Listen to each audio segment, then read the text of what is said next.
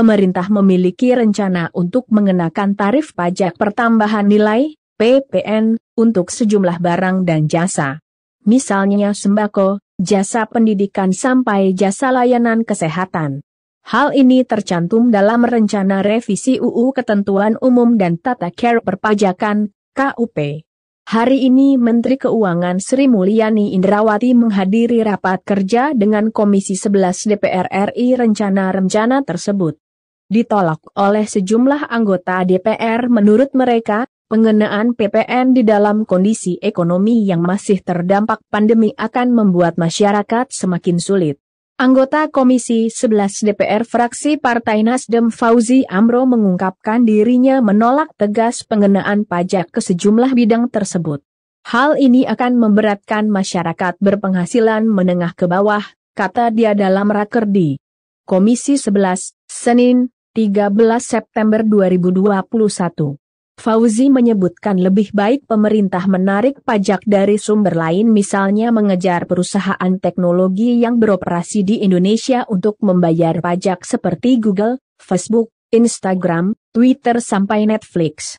Selanjutnya e-commerce seperti Tokopedia sampai Shopee. Untuk menutupi defisit, Nasdem setuju berbagai sektor potensial yang ditarik seperti pajak cukai, plastik, pajak digital, minuman berpemanis hingga pajak karbon, jelas dia.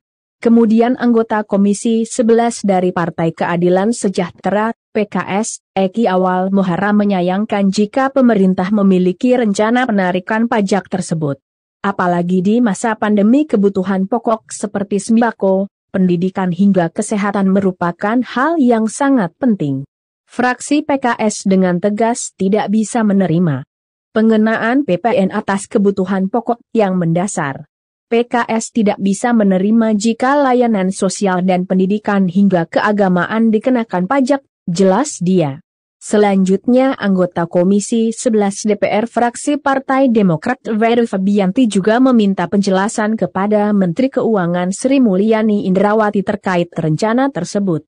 Menurut dia, pemerintah harus selektif dan sensitif dalam memasukkan objek pajak baru, apalagi yang terkait dengan hajat hidup orang banyak.